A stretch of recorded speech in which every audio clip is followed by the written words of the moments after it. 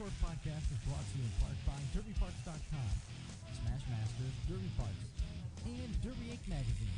Live it, breathe it, be it, Derby Inc. This is the Crash Course Demolition Derby Podcast, recorded live at the FingerLakes1.com studios in downtown Seneca Falls, New York. And now your host, Chris Marquardt. Good afternoon, good evening, good day. Welcome to Crash Course Derby Podcast. I am Chris Marquardt. Joining me in studio, our regular cast of characters, Brian Tompkins and Josh Decker. We are enduring a handful of technical difficulties. I think we've got everything up and going at this point. We will be posting at least something here tonight. We will be able to record locally at least the MP3 version of this so you can download it. Not exactly the situation that we want to be in right now. We've got one camera up and running. It's the best of what we got. We're going with it, and we hope for the best. Brian Tompkins joining us in studio. Josh Decker. We hope to do a full recap of everything that happened at the Blizzard Bash, in addition to talking with Sam Williams and also the folks out there at the Wood Booger Demolition Derby. Sam Williams will be getting him on the phone.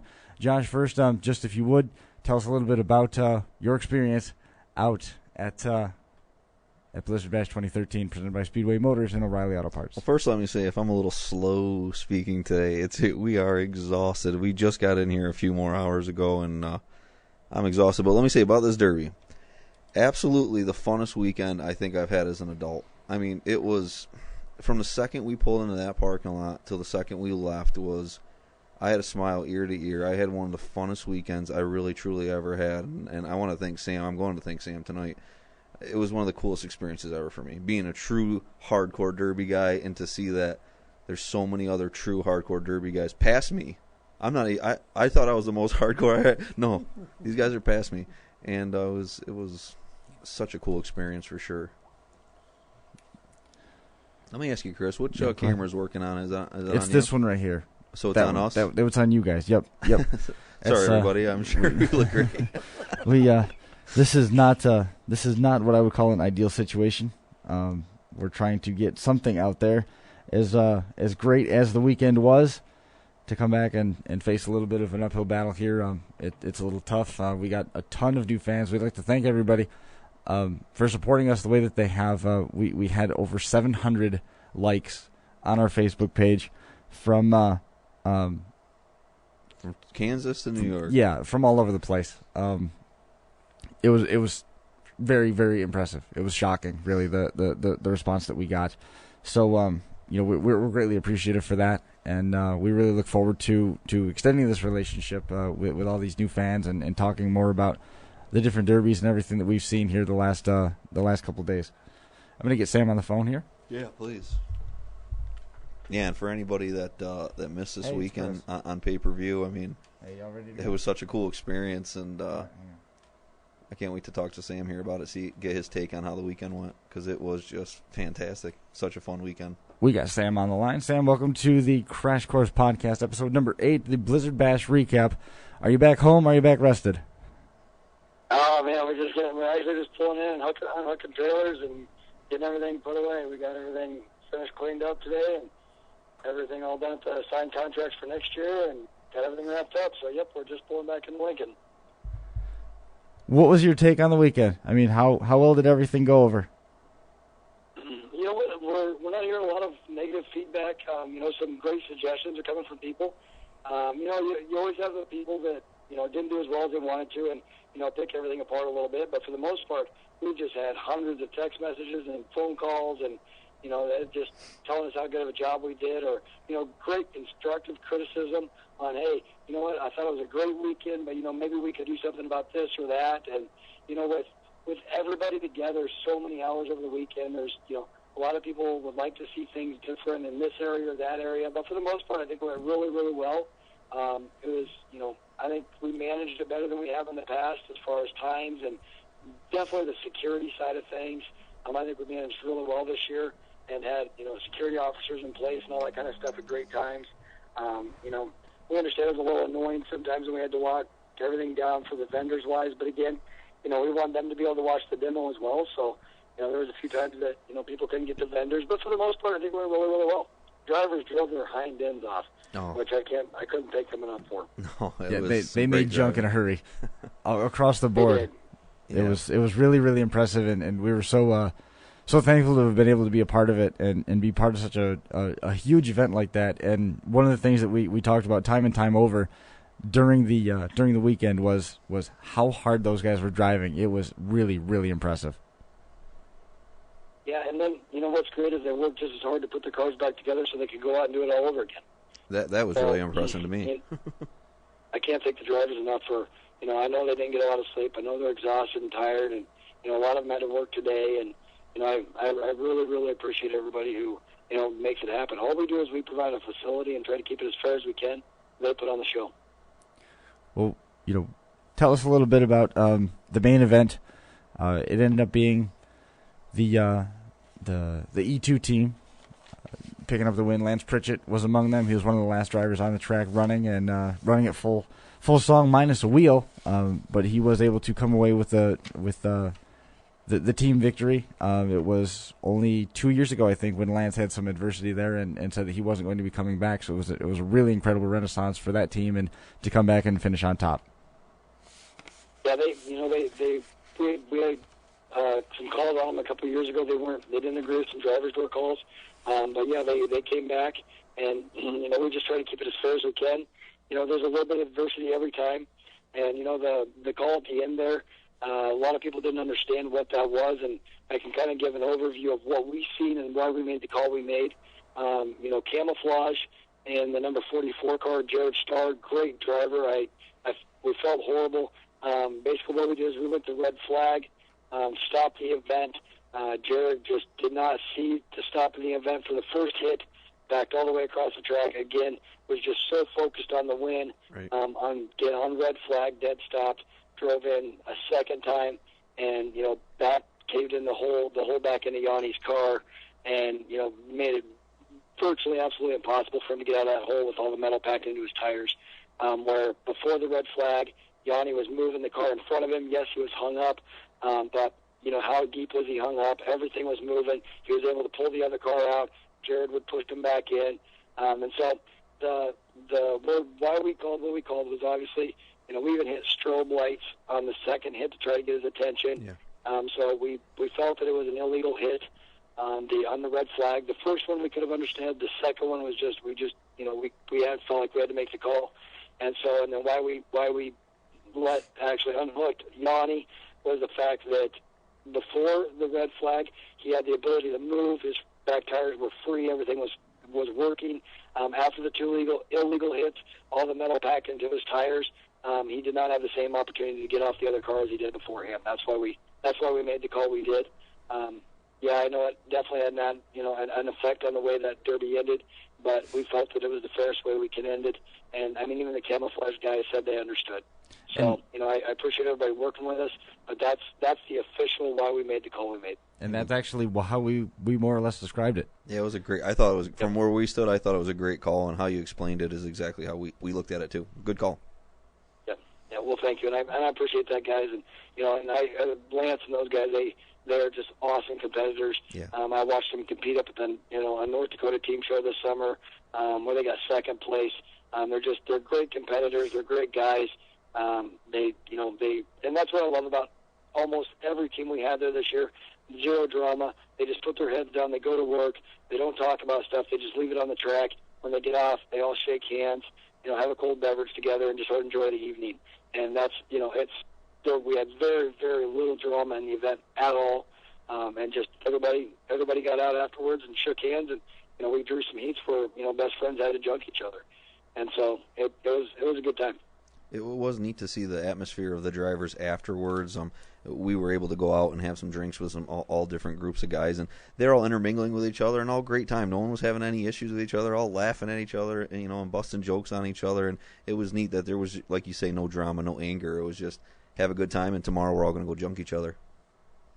Yeah, and that's 100% the way it is. We had and what's great is. There's if drivers have questions or clarifications or whatever, they came straight to us. We didn't hear a lot of scuttlebutt in the pits.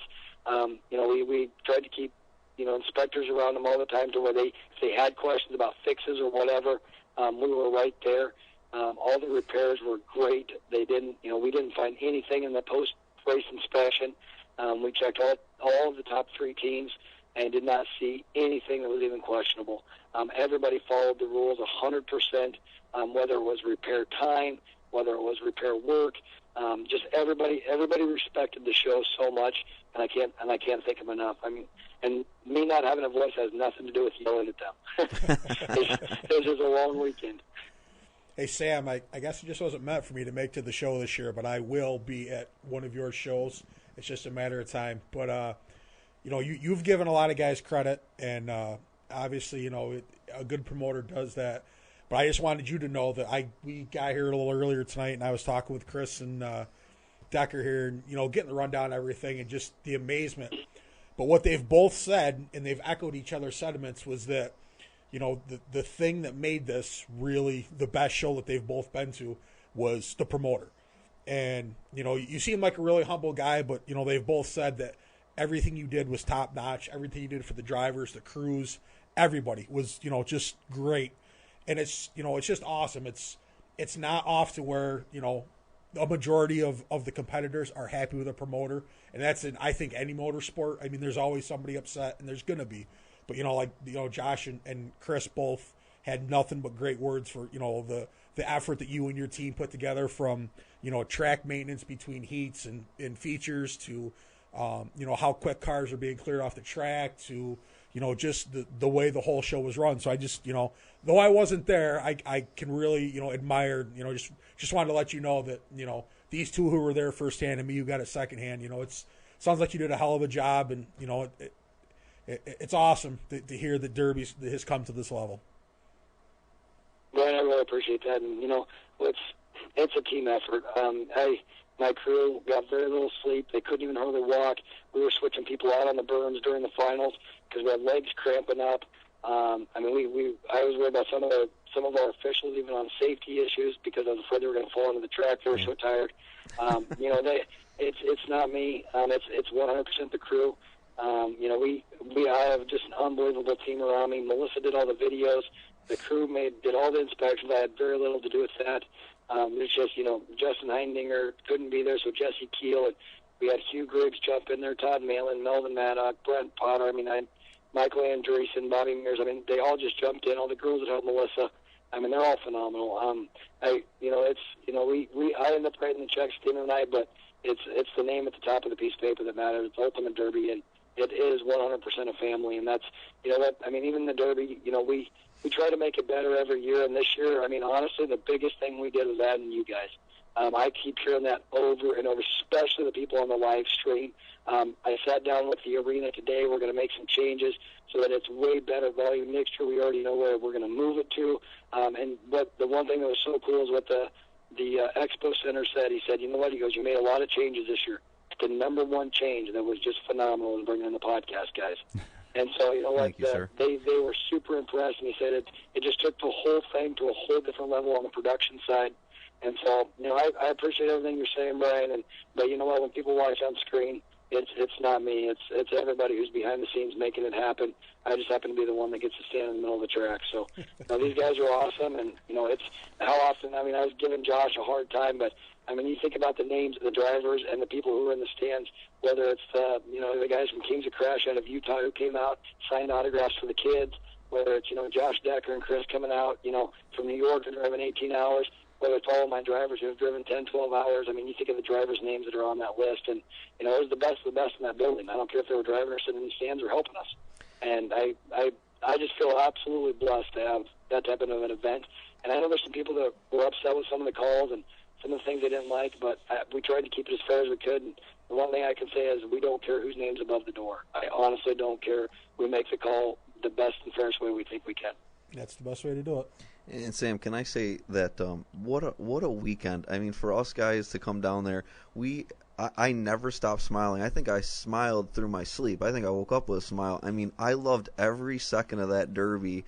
And we really want to say thank you because we got to meet drivers that we've never seen or met, but to actually get to meet them and shake their hand and come interview them was great. I mean, Jimmy Johnson we talked to, Arden Jennings we talked to, Ryan Sweat. I mean, the list goes on and on of great, awesome people we got to talk to, and it couldn't have happened without this event. It was so neat how it just brought people from everywhere. Troy Tagg was there from California. You know, we're there from New York, North Dakota, everywhere. And it was so cool to see everyone get to come together like that. It was awesome. It really was awesome. Oh, what's so great is, I mean, Troy Tagg's group grabbed me the first night during inspections, started asking great questions, like, hey, what do they do with this? What is that? And I mean, it was so great because they're like, oh, we do this out where we're from. And it's like, oh, that's a great idea too.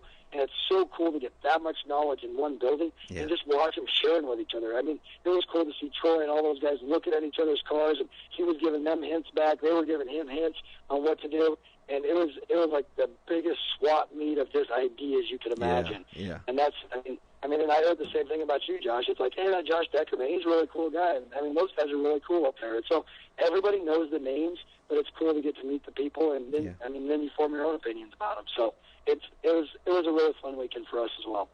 It's tiring, but I tell you what, I've already got 2 or 3 different brackets drawn up for next year's and ways we're going to try to change it around and mix it up and try to make it better. And I've been talking to drivers all day today saying, hey, what if we did this and what if we did that? And so we're already on to next year and trying to make it better. So that's great. I mean, it was such a great time. Just to recap some of the results here, Scott Mulder picked up the win in the standard compacts on Saturday during the midday program. Modified compact win went to Clint Hoy in the Ranger. We had one rollover in that. It was just a awesome crazy one. Yeah. It was Gary Russell picking up the second spot. Gary Russell won the 80s class on Saturday night.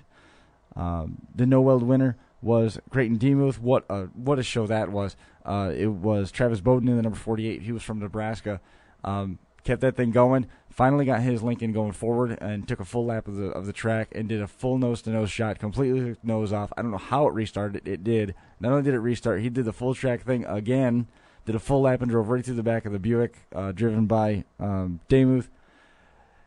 Demuth was able to keep moving, and Bowden didn't, and the Batmobile was settled for second place. But what a show that was! That was one of the best heats of the event. I mean, we thinking no weld out here. No weld is just. I mean, they wouldn't have made it 3-4 shots. I mean, these guys lasted forever. It was one of the longest heats going forever. These cars were so bent. I mean, that Ford was so bent at the end. No one thought it was going to restart, and that thing restarts, and drives around the track with steering and everything, and blasts this guy again. I mean, the crowd was on their feet, and that was one of the best for me all weekend.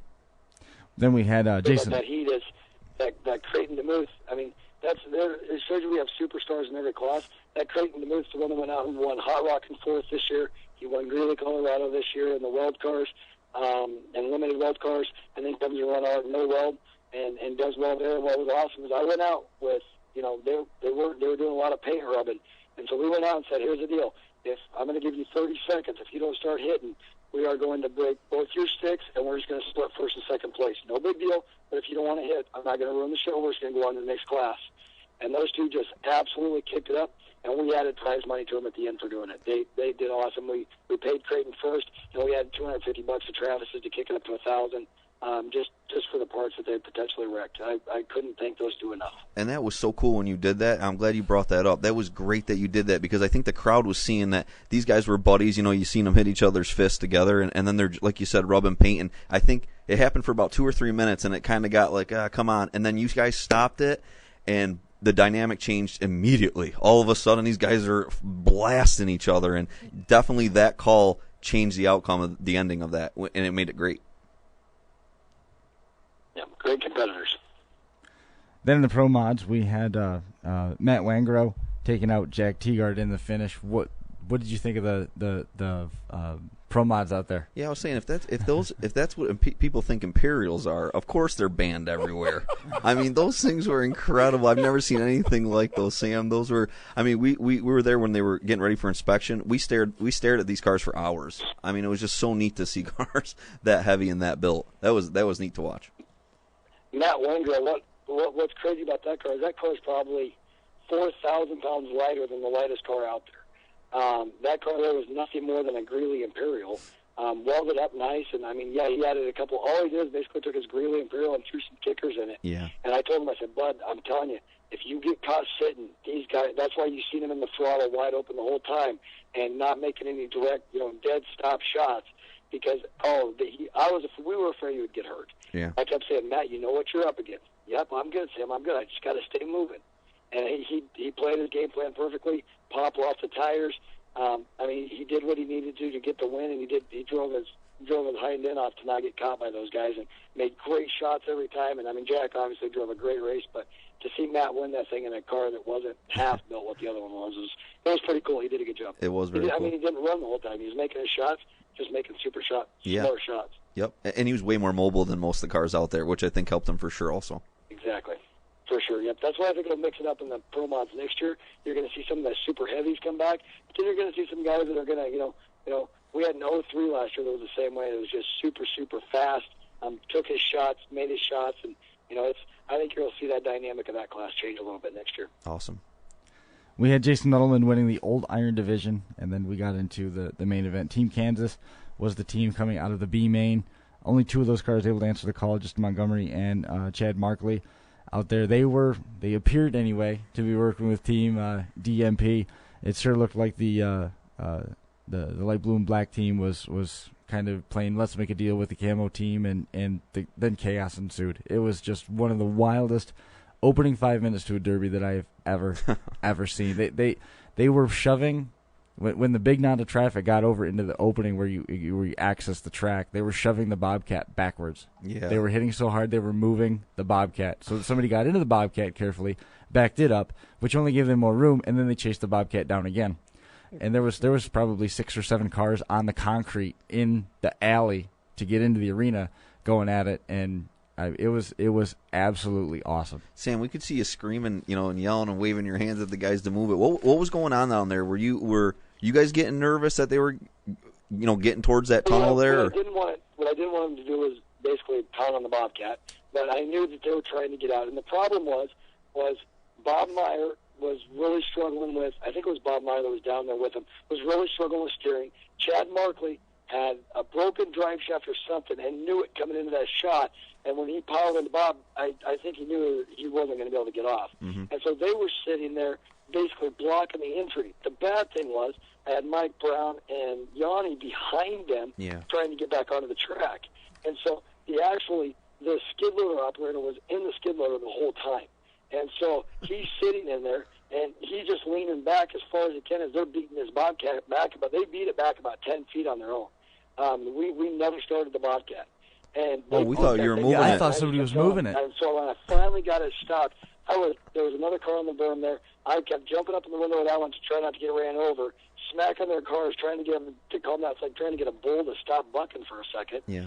And so when we finally got him to stop it on the red flag, my problem was Yanni. Every time he was running up the dirt berm to try to get back on, he was running over a pile of trash that we had there all weekend, from bumpers and axles, and I was so afraid that axles and bumpers were going to go up into his motor cavity, or even worse, up underneath of his seat. And so I told him, I said, dude, you've got to stay off this pile. You're going to get hurt. Right. And so what we explained to them was if they push the cars through, they can get out. And then I explained to all the other drivers on that end of the track, if you push the dead cars back in, you can keep them out. And so we explained to them both ways, how to get them onto the track and how to keep the other guys off the track.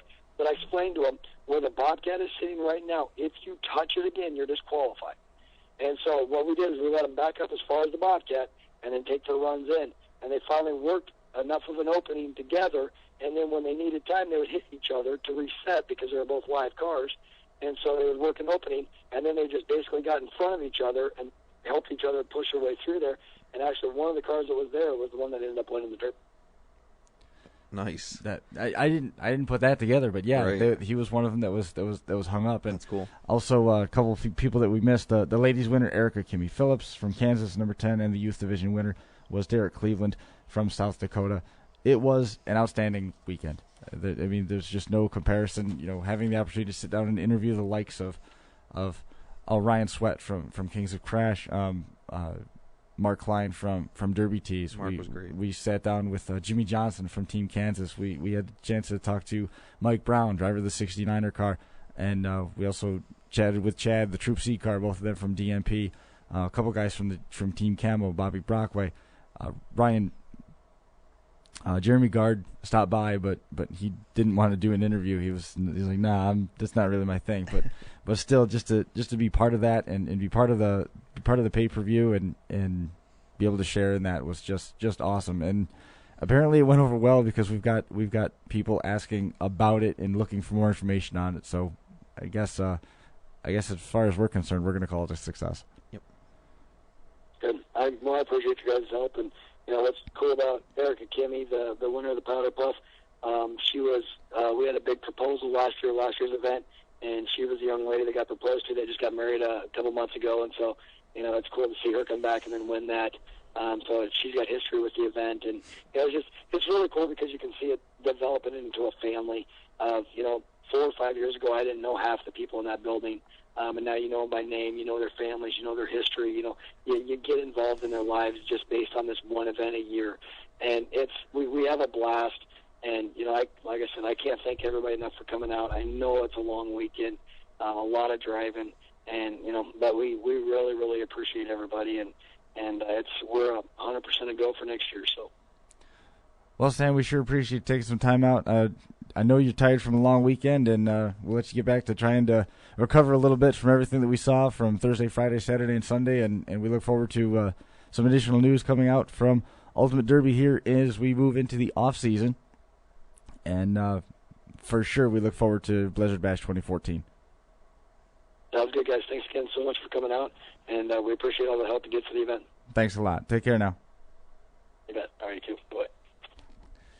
Sam Williams, how about that, man? What a great time we had out there. No, he's a great promoter. A lot of times in these events, the promoters get angry or they're upset, and I know they're stressed to deal with. But even at the end of the night on Sunday, Sam was great with a smile on his face, shaking everybody's hand, having a good time. I mean, he was great to us from the second we pulled into that place.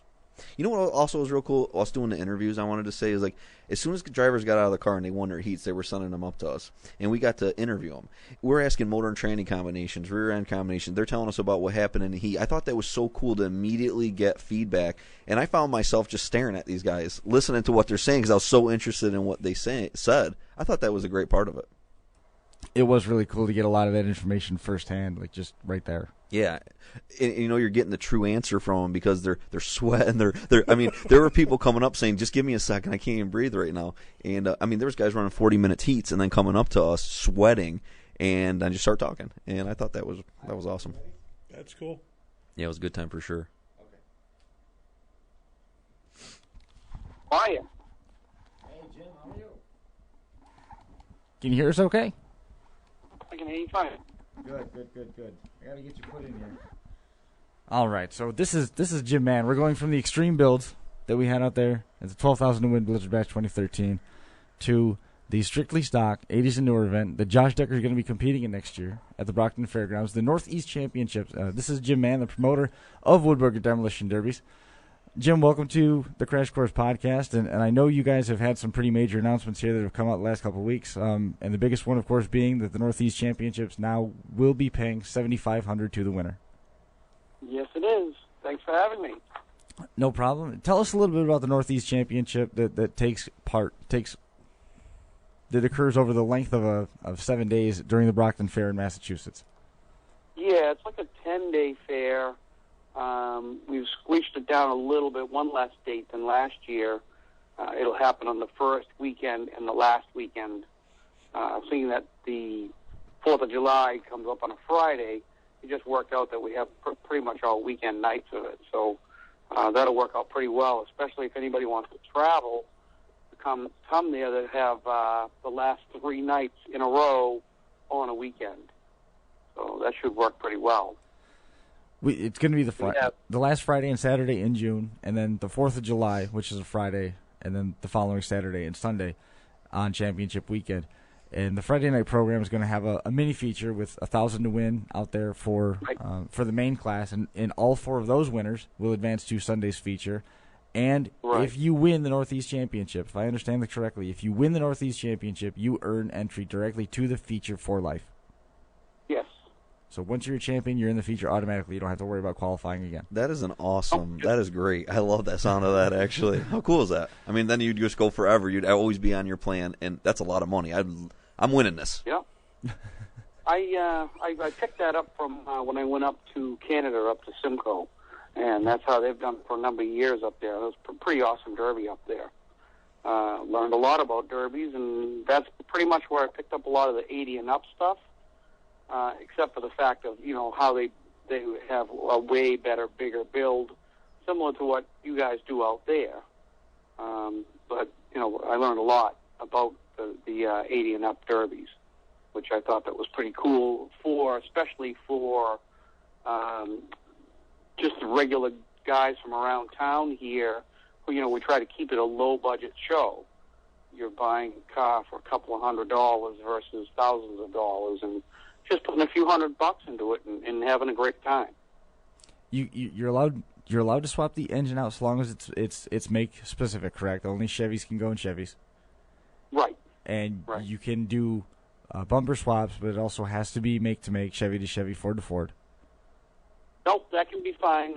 Bumpers can be any bumper. Okay. It can be any front bumper especially. It really doesn't matter. And I have changed my rules before. We've made a couple of rule changes. We're allowing you to weld the front bumper on now. Excellent change. Thank a good you. Move. Excellent That's a great move. answer. Excellent move. Thank you. Yeah. How's that been received by your drivers out there? So far, very good.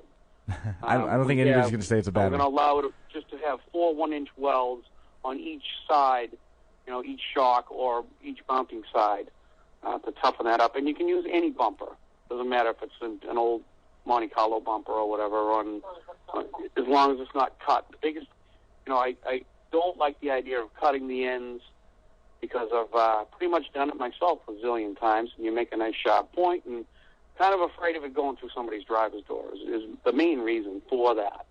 I love to do it myself as a driver, but in this case, especially where it's newer cars, a little thinner sheet metal, I'm just afraid that somebody, may get poked in the leg or something if it did have a good driver's door hit. So that's the main reason for it.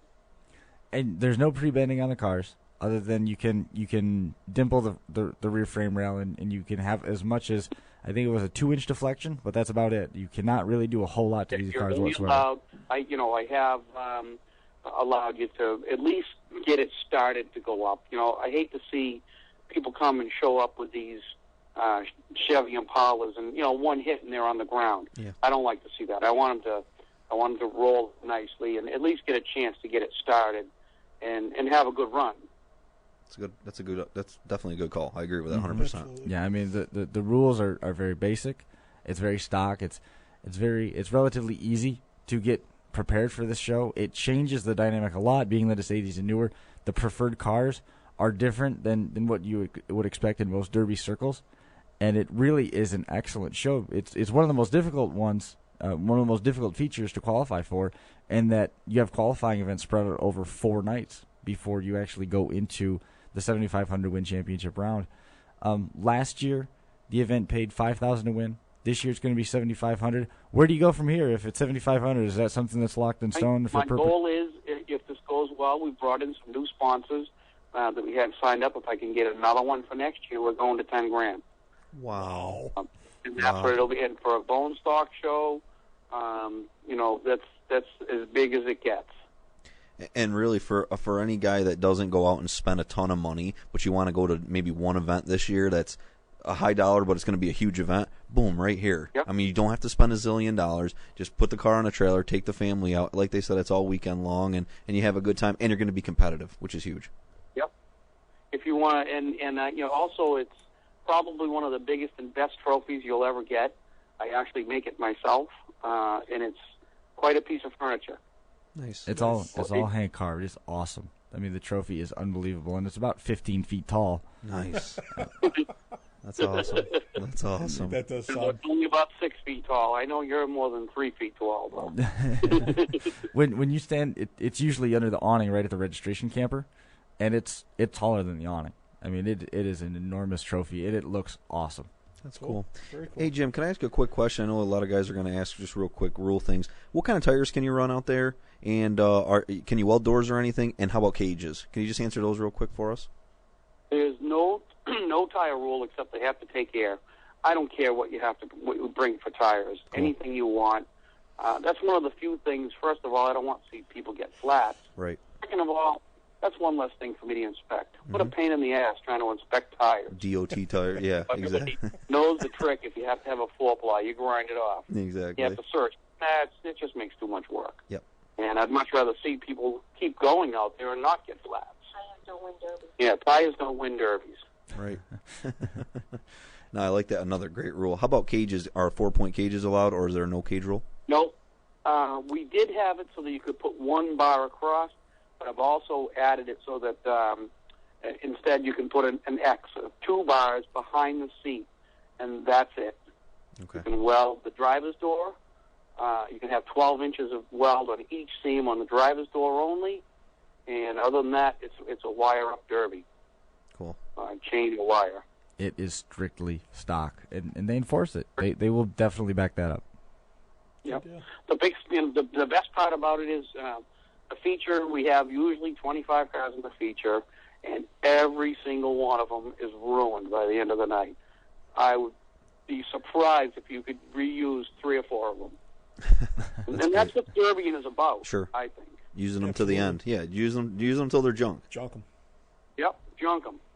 That's awesome. Well, you're going to see Josh do just that. His intention is to come out at least 1 point and try to qualify, and then the intention is to, once he gets qualified, to come out on Championship Sunday.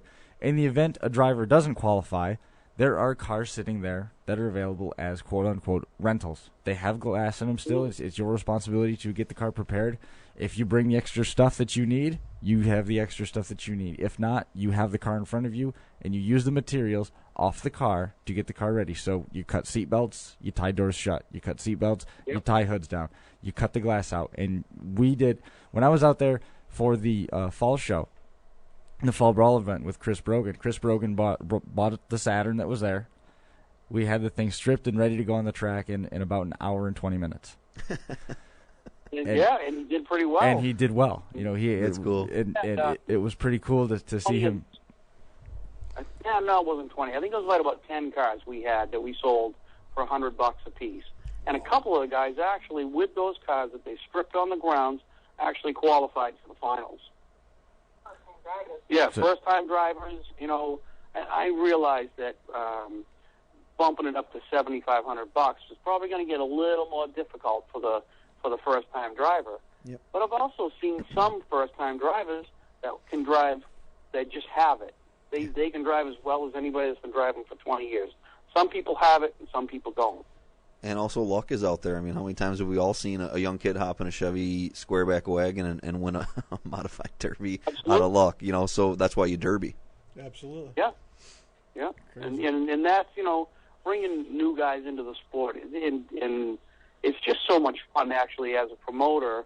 I mean, I'm still driving, to this day. I've been driving for close to 30 years now. And I probably shouldn't be driving, but I am. And you just can't stop. It's one of those things. I'm almost 57 years old, and I still have to get out there a few times a year. Yeah. Good for you. But Awesome. to watch, the looks of people's faces when they're out there having fun is almost as fun as being out there driving. I do miss the fact that I can't drive anymore, but it's at least at the Brockton Fair. Sure. But what do you do?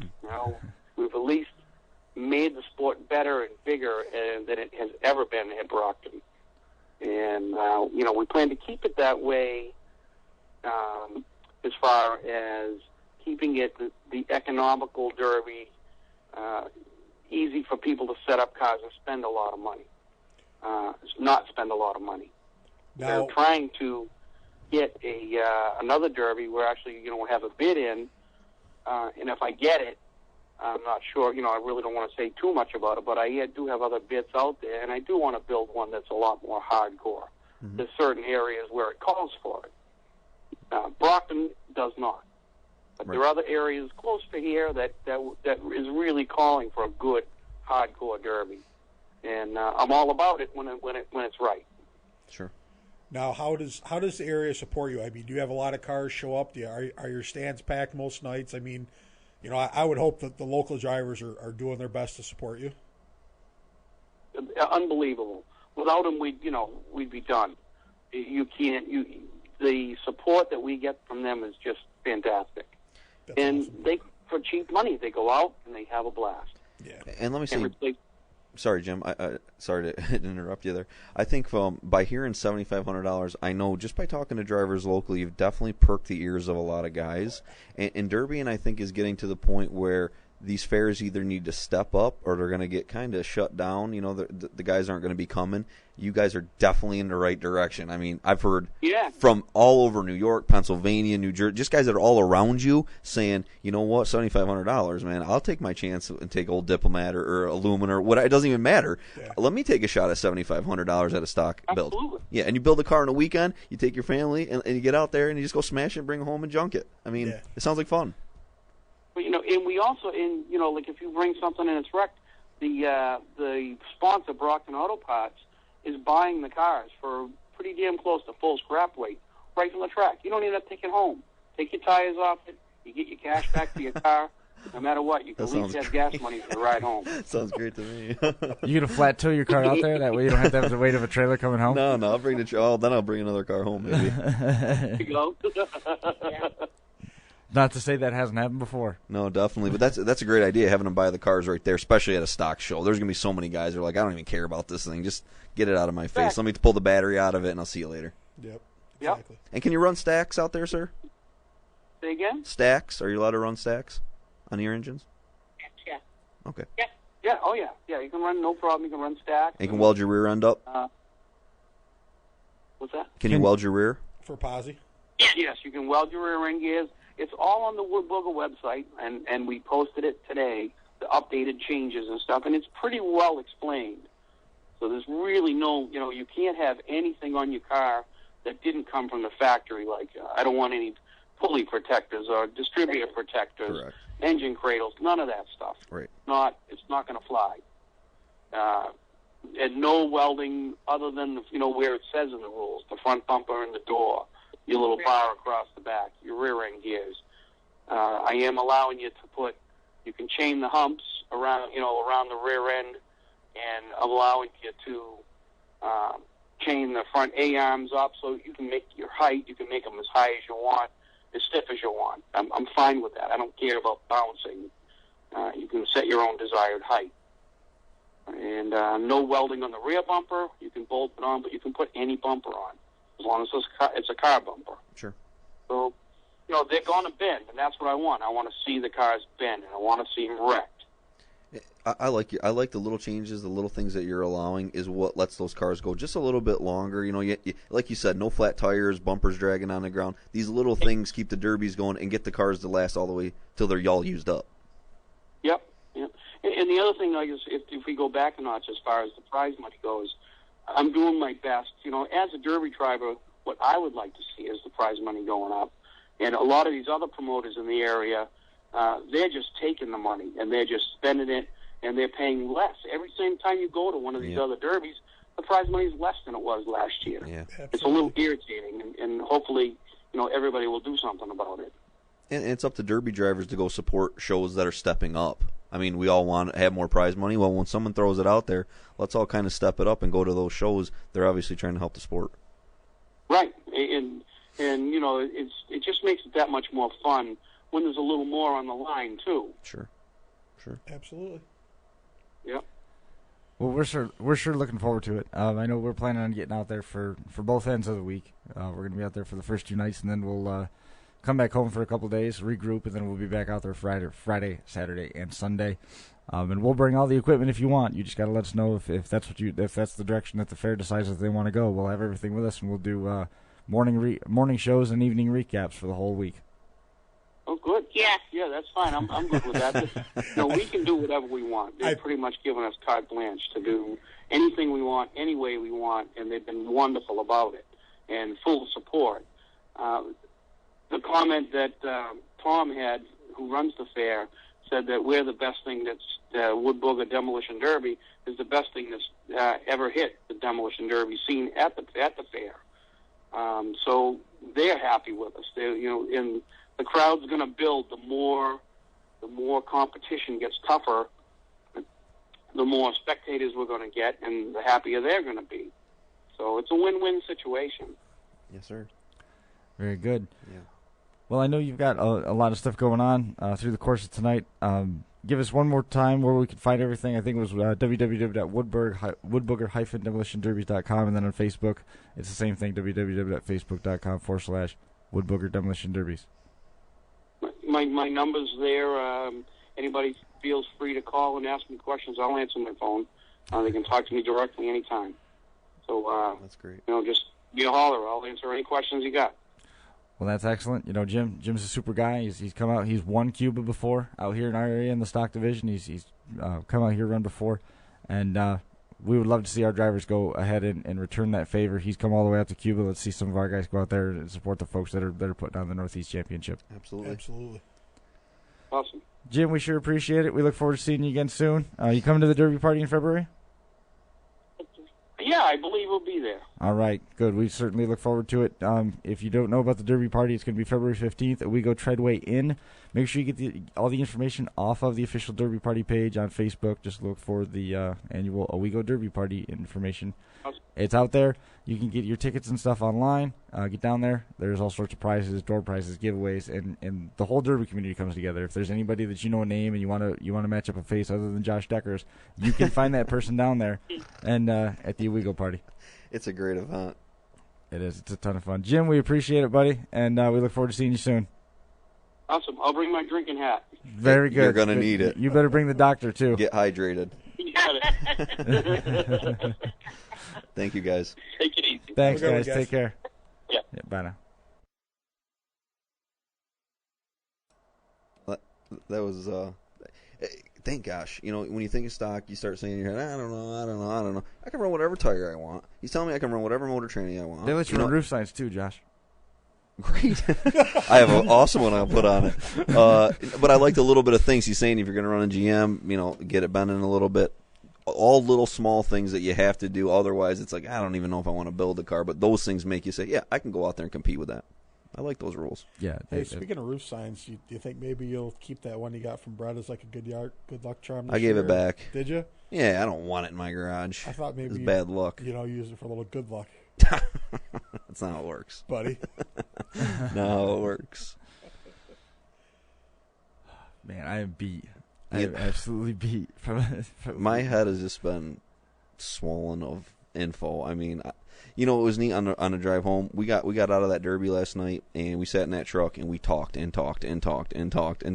till 2:30, 3 o'clock in the morning. And it's like someone's got to go to bed because someone's got to drive next, And finally, I passed out, and we switched it up. But he passed out, and then I talked with Ben until about 4:30, and then Ben started to see 4 sets of road stripes. His eyes were going crossed, and we were finding rumble strips on the oncoming lanes, and he decided that maybe it was a good idea for us to wake Josh back up, and Josh woke up, and he was wiping his face a little, and is it my turn already? Yeah, buddy, it is.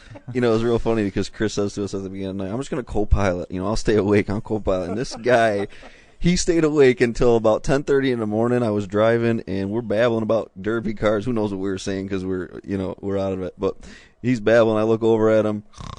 He dipped his head right down. He fell asleep about 10:30 this morning. When Ben's on, when you hear in a couple weeks when we talk to the inspectors, I'll bring up a story from Ben and I driving one night, and we had quite the interesting drive. We were both sleeping, but I just want to thank these guys. This is Chris's show, and Josh does a great job. I, due to work requirements, wasn't able to make it. These guys went out and put on a hell of a show. Really helped to lift the Derby community. I was on Facebook as much as I could, checking on how these guys were doing and how everything was. Josh and Chris did a lot for it. They've brought a lot more attention to it. I think it's great. I'm glad they could do it for us. I wish I could have been there. I feel bad not being able to keep up my word, but unfortunately the place that hands out my paycheck thought I should stay there for another 8 hours. You tell them that you missed the best Derby of your life. I will. Your entire life. Believe me when I say it's not going to affect them any. And also, we were late coming on air tonight. Seneca County, amongst others, was hit with a big windstorm. Chris Marquardt was over here. Chris doesn't want to hear this, but Chris was over here with no sleep, doing some incredible technical work to get this up so we could do it.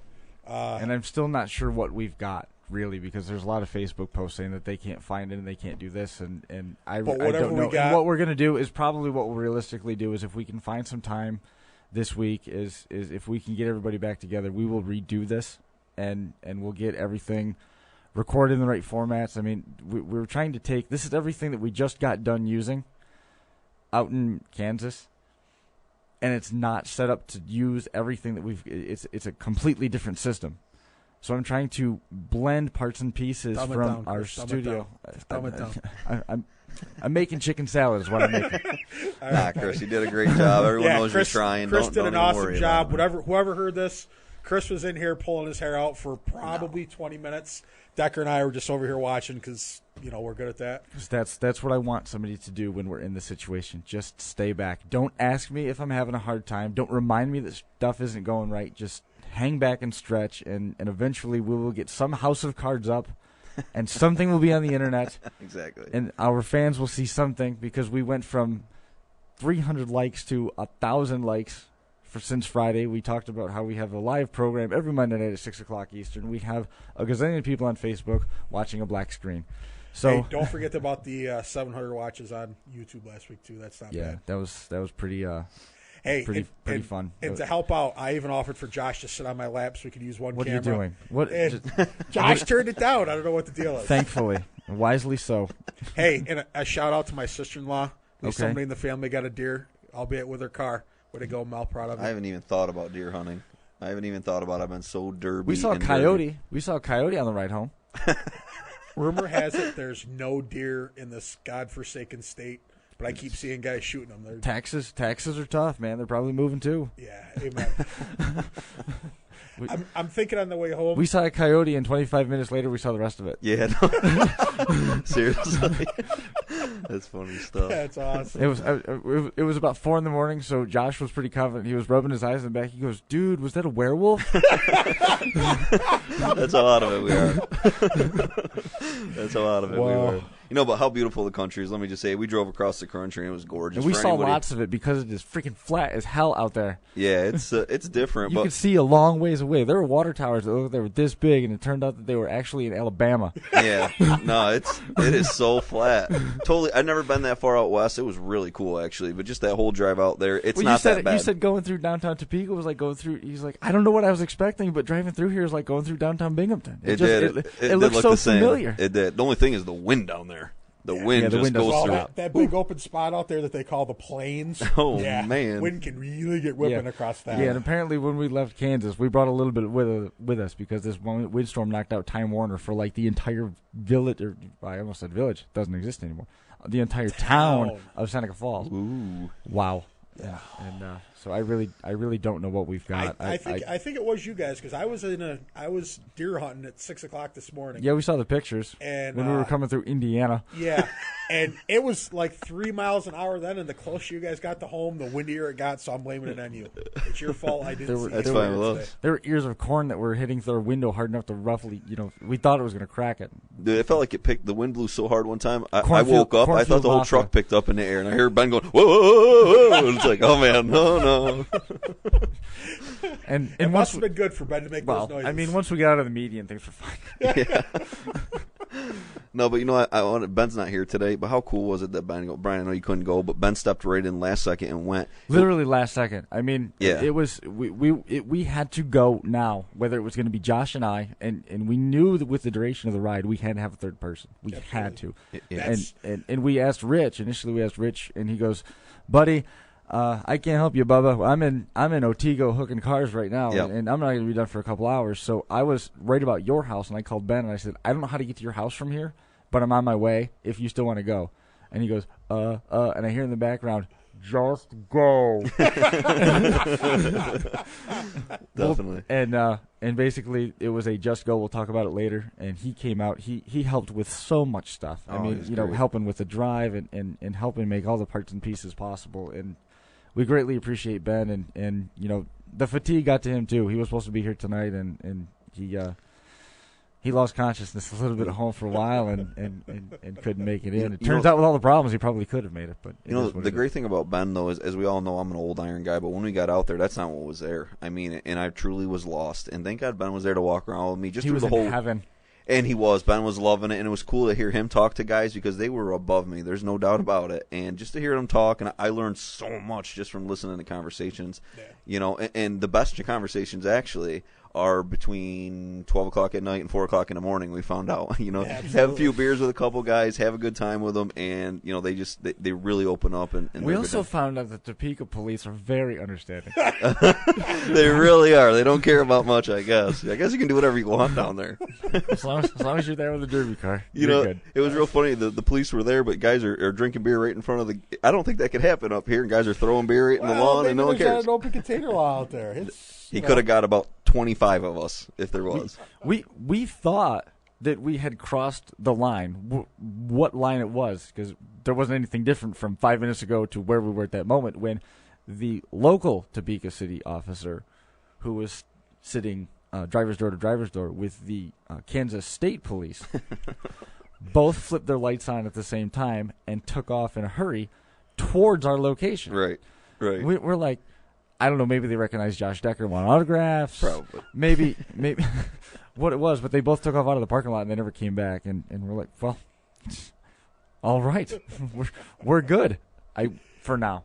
Nice. We got to hang out with a team that night, Team DMP, which were What's DMP? What's DMP stand for? Dirty Missouri Posse. And let me tell you, these guys were great. I mean, we had so much fun with them, and they were all just kind of hanging out with each other and busting each other's balls. But oh my gosh, these guys were so funny, hilarious. And Josh Anderson, a member of their team, won the raffle car, the Junkin for Jules raffle car, which was cool. And he was physically exhausted. If they threw a red flag, he had gotten hit hard and his chest had landed on the steering wheel, and it knocked the wind out of him. And when he got out, I mean, his hair was stuck to his head. He was huffing and puffing. His face was blue. Yeah, he was. They put a fresh raffle car in the 80s feature. He did great. Obviously, the kid's been in a derby car before. Picked it up, slowed it down, picked it up, slowed it down. It got down to, his car looked really fresh. It was about fourth place. Well, somebody decided he's not getting one more place. And, boy, they turned it on him. I mean, fourth or fifth, all of a sudden, just boom, they drove him. And he was waving his hands, and he got out of there. It was fun. I've had enough. Yeah, no, but he did great. I mean, he did do great for a raffle car. But when it was time for him to be done, they shut him down. It looked like he was channeling his inner Jake Doyle when he took a raffle car, and he was very much a contender to win. It was he was 96, 97 Ford, and then everybody kind of looked around and they're like, "Wait a minute." Yeah, we got to get on this guy. You're not going any further, and he didn't. Right now, it was fresh car, out of the car. Yeah, it was that fast, and it was like that all night long, in all the divisions. I mean, even the Power Wheels, cars, the Power Wheels for the kids, they were knocking the wheels off of each other. It was so cool. They were breaking the wheels off Power Wheels. I've never seen that happen before. And the crowd was so into the kids. I mean, it was so awesome. The kids are jumping up and down. You just know the kids were loving it so much. We need to start. We need to get some Power Wheels derbies around here because, again, we need to bring those young kids. And as we stood there, we were saying, imagine these 4, 5, and 6-year-olds in front of 4,000 people. They pull out on a track with their helmet, derby, and the whole place goes nuts. Imagine you being that old. How hooked would you be in a sport that when you're 4 years old, that many people are screaming for you? 4,000 people. Oh, man. It was so cool. It's so cool to see kids so excited. I want to bring – next year I'm bringing my kid because I'm going to get like 5 Power Wheels for my kids. Just get a whole line of Power Wheels. How many people are you bringing? I don't care. And at this point, bring their kid. Just give me a bunch of kids. Let's have a team. If anybody's interested in participating in the Decker family reunion, it's going to be scheduled for the 3rd week of November 2014 in Topeka, Kansas, because he's bringing everyone. Right now, if I held him true to everything that he said in terms of what he's going to do, he's going to have 9 cars out there, 3 lawnmowers, and now 5 Power Wheels. And he doesn't even have enough friends to drive that many cars. And it's also 20 hours away. The question is he getting the company jet to fly everybody out there? Yeah, that'd be nice. I don't know what company jet you're referring to. I wish I had one. But no, if you're talking about the Crash Course, Finger Lakes One, or Derby Inc., any mobile automobile or aeroplane thing They don't exist. They don't. Hey, there is a family-owned company here in Seneca County that has their own plane. Yes. Maybe for some advertising, we could borrow that and take it out. Doubtful. Super doubtful. I guess the gas out there is going to be like $20,000 in airplane gas. So Decker picks up the bill. I got to run 9 cars and 5 Power Wheels and 3 tractors. I'm not going to. But can I say that all the events were out there were so cool? You watch an event, as soon as it gets done, Chris is right. As soon as it gets done, I'm like, we got to do this one. We got to do this. Then the tractors come out, I'm like, I got to build a tractor. In the 80s, I got to do this. When we went to Bash for Cash a few years ago, they had lawnmowers there. And we'd never seen lawnmowers like, nobody from New York has. We get out there, and they paid like $1,500 to win. And there was like 7,000 lawnmowers. And we're all looking at each other going, dude, we went by like lawnmowers for sale. We should have stopped. And, yep. Those guys are nuts, and I don't think I'd ever do it. But no, it's crazy. It was awesome. And they paid, like I said, like $1,500 to win. Unbelievable. I couldn't believe it. And guys take it serious. Oh, yeah, they don't mess around. No, it was it was pretty neat to watch that. Well, have we covered all of our bases? We've been doing this for almost an hour now. Actually, for like 70 hours. Yeah. Saturday we're on the air for 11 and a half hours. It was a long day Saturday. It was a long day. It was awesome, though. Indeed it was. You really can't say enough about the folks at Blizzard Bash and Sam Williams and Ultimate Derby, and we're really looking forward to getting out there for the Northeast Championships coming up next 4th of July, last weekend of June, and then the 4th, 5th, and 6th of July. For Brian Tompkins, Josh Decker, I'm a very tired Chris Marquardt. We're going to go get some rest. If we find that there's some more problems beyond what we believe we have fixed, I think we're going to try and reconvene, and maybe some night this week we can do it over again and get this out there, because I know we've got a lot of people that want to see it, and I apologize. I wish we could control all elements of our program, but the weather is one of the elements that we can't. Without the internet feed, we can't do a whole lot. We tried to make it work for you. Hopefully you see it. Hopefully you enjoy it, and we hope to see you back here again next week on episode number 9 of the Crash Course. Thanks a lot.